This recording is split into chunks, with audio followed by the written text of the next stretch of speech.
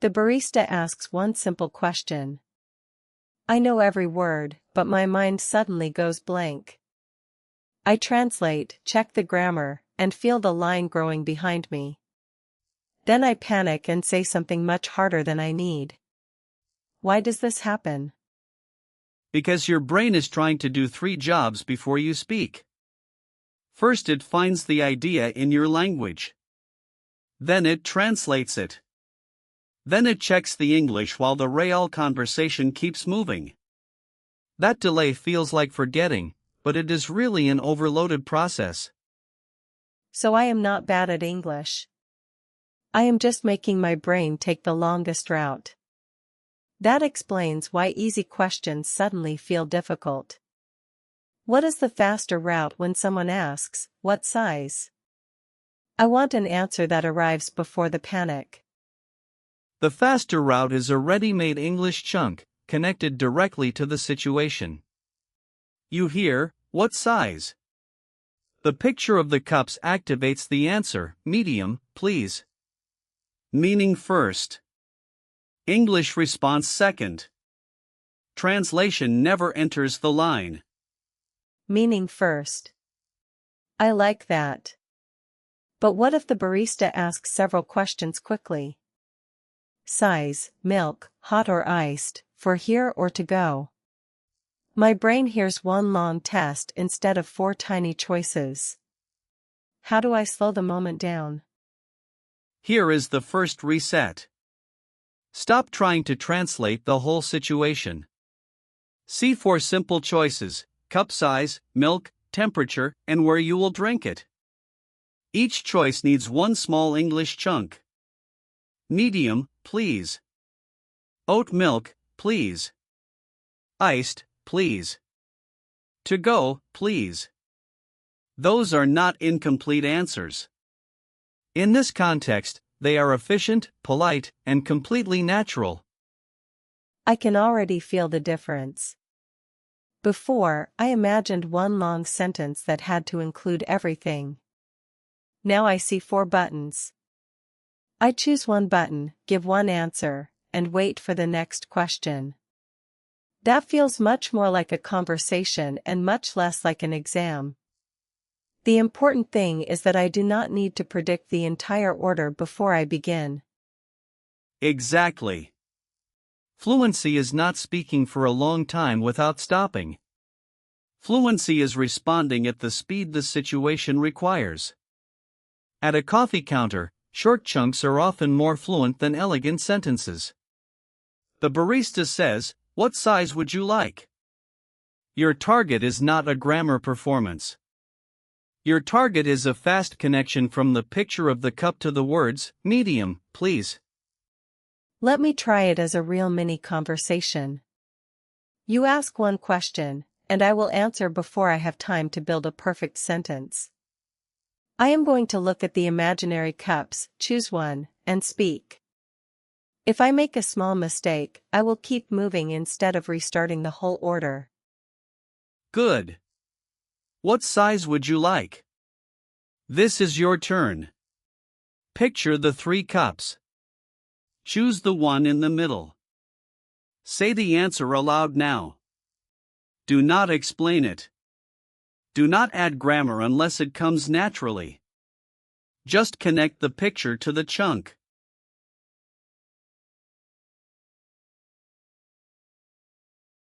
Medium, please. That answer came quickly because I was looking at the choice, not searching for a translation. I also noticed something useful. Please gives the short answer a friendly finish. I do not need to say, I would like to have a medium-sized coffee. I can save that longer structure for a situation where the context is less obvious. Now add the drink itself. A medium latte, please. The core is still small, drink plus size plus please. You can change only one element and create many orders. A small cappuccino, please. A large iced coffee, please. A medium tea, please. This is why chunks are powerful. You are not memorizing one sentence, You are learning a reusable frame. So the frame gives me stability, and the choices give me flexibility. I do not need to invent the sentence from zero. I keep the frame and swap the useful word. That sounds simple, but it removes the most stressful part, deciding how the sentence should begin. The beginning is already waiting for me. Let us move to milk. The barista may ask, "What kind of milk? Which milk would you like?" Or, "Is regular milk okay?" The wording changes, but the picture stays the same, several milk choices. Listen for the meaning, not every individual word. Then choose your chunk: regular milk, please. Oat milk, please. Almond milk, please. That helps because real people do not always use the exact sentence from a textbook. If I depend on one memorized question, a small change can confuse me. But if I recognize the milk choice moment, I can answer even when the wording changes. I am responding to the situation, not matching a sentence like a password. Your second practice. I will ask it in a natural way. Is oat milk all right for you? Take 5 seconds. Picture the cartons, choose oat milk, and answer with one clean chunk. Your turn starts now.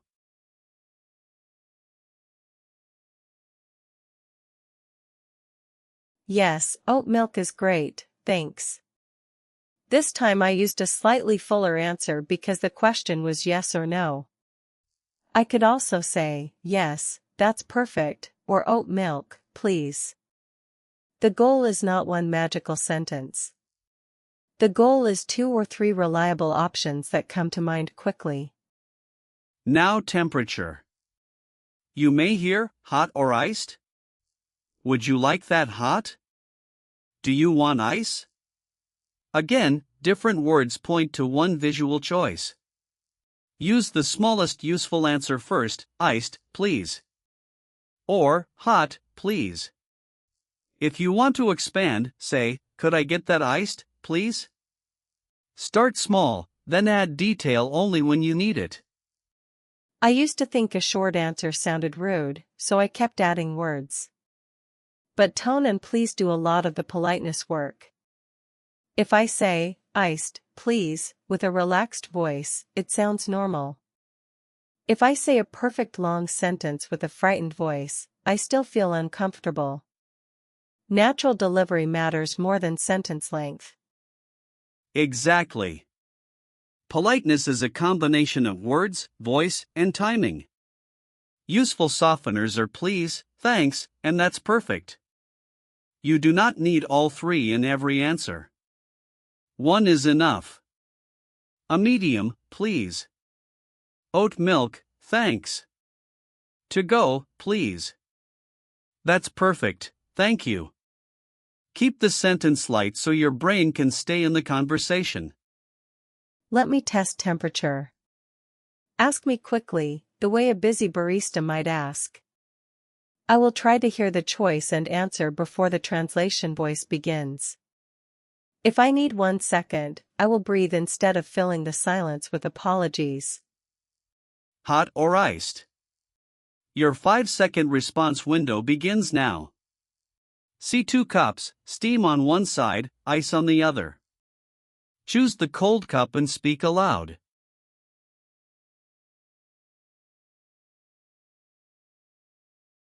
Iced, please. That felt easy. The visual image arrived faster than the translation. I can see why practice should copy the real moment: 1 question, 1 image, 1 spoken chunk. Studying a vocabulary list is useful, but it does not train the timing of a live response. The 4th choice is location. You may hear, is that for here or to go? Staying or takeaway? Are you drinking it here? All of these questions ask about the same picture: a café cup on a table or a covered cup leaving the door.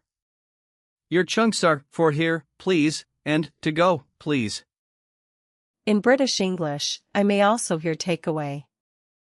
In American English, to go is very common. I do not need to copy the barista's exact words. If they say takeaway, I can still answer, to go, please.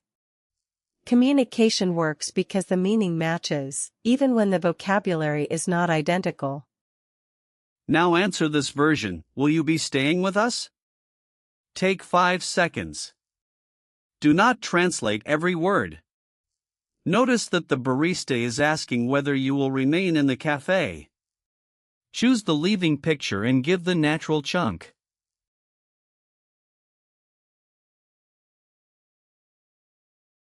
To go, please. I did not repeat the word staying, and that is fine. I answered the meaning.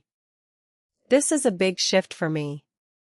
I used to believe listening meant understanding and translating every word. Now I see that listening can mean identifying the decision I need to make. Let us build the full order from the core outward. Begin with, a medium latte, please. Then the barista asks about milk. Oat milk, please. Then temperature. Iced, please. Then location. To go, please. For small turns, create one complete order.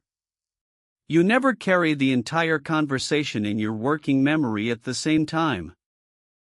That removes so much pressure. I only need to handle the question that exists now. I do not need to prepare for payment while I am choosing milk. I do not need to remember the exact opening after the conversation has moved on. I can let each turn finish and give my attention to the next choice. Now we add repair language, because real conversations are noisy. You do not need to pretend you understood. 3 life-saving chunks are, sorry, could you say that again? Sorry, did you say oat milk? And, could you speak a little more slowly, please? These are not signs of failure. They are tools that keep the conversation moving. I often freeze because I think asking someone to repeat will reveal that my English is weak. But freezing reveals the problem anyway, and it gives me no information. A repair phrase is active. It buys time, checks the meaning, and shows that I want to continue. That is a much stronger response than silence. Practice the first repair phrase. Imagine the espresso machine is loud and you miss the question. Say this aloud after me. Sorry, could you say that again? Keep the rhythm in 2 parts. Sorry. Could you say that again? Now take 5 seconds and say it naturally.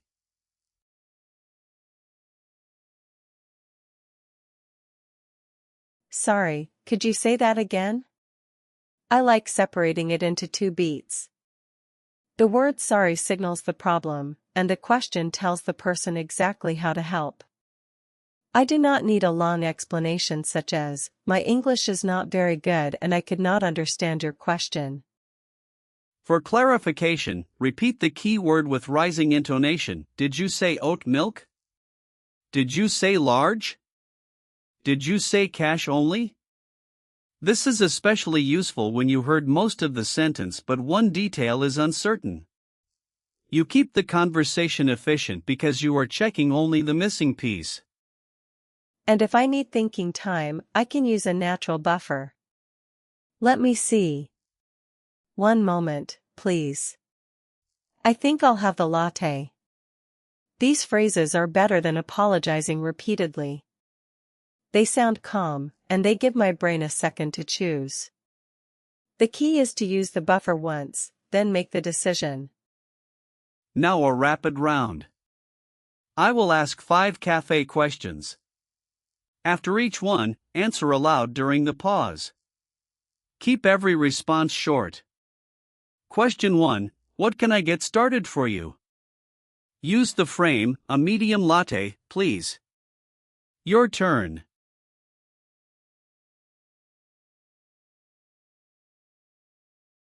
A medium latte, please. I began with the order immediately. I did not say, I want, maybe, if possible. Direct does not mean rude. In service situations, a clear order plus please is helpful. The other person knows exactly what to prepare, and the interaction becomes easier for both of us. Question 2. Would you like regular milk or oat milk? Choose oat milk and answer now. Question 3 will follow after your response, so finish the chunk and release it. Do not keep checking the grammar in your head.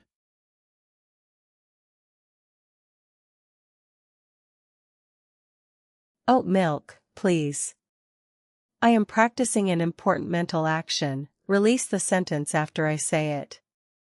In the past, I kept replaying my answer while the other person asked the next question.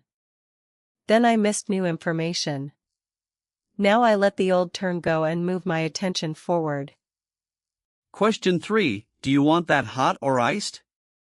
Choose iced. Your answer can be only 2 words plus please. Say it now.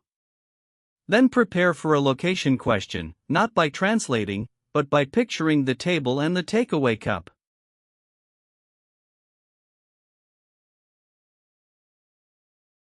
Iced, please. The answer is becoming automatic because the same meaning has appeared in several forms. That is better than repeating one identical exercise. Real listening improves when the wording changes but the decision stays the same. I am learning the stable meaning beneath the different sentences. Question 4. Is that for here or to go? Choose to go and answer aloud.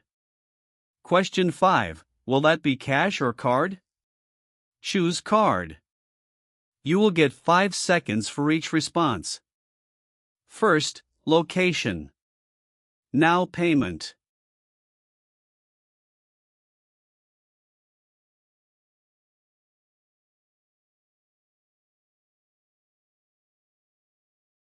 To go, please.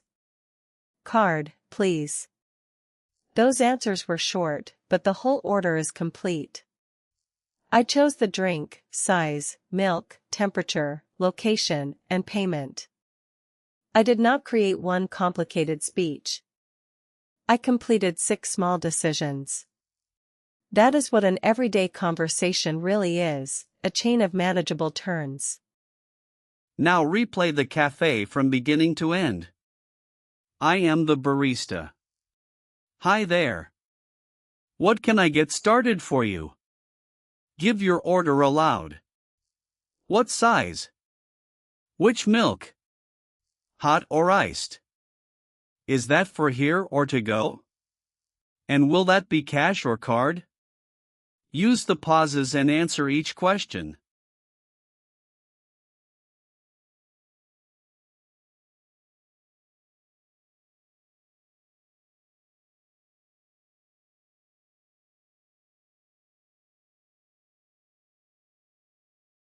A medium latte, please. Oat milk, please. Iced, please. To go, please. Card, please. Thank you. This time the conversation feels almost boring, and that is good. I am no longer fighting every sentence. The words are attached to the choices, so my attention can stay with the person in front of me. Transfer the system to a bakery. The questions change, but the method does not. Which one would you like? The chocolate croissant, please. Anything else? That's all, thanks. Would you like it warmed up? Yes, please. 3 visual decisions, 3 small chunks. You are building a general response habit, not memorizing only coffee vocabulary. And at a fast food counter, which meal? The chicken meal, please. What drink? Water, please. Medium or large? Medium, please. Eat in or take away? Take away, please. The nouns change, but I still identify the decision, picture the options, and answer with the smallest useful English chunk. Here is your practice plan for the next 7 days. Choose one everyday situation. Write 5 common questions. For each question, create one picture and 2 short answers. Practice hearing the question in 3 different forms.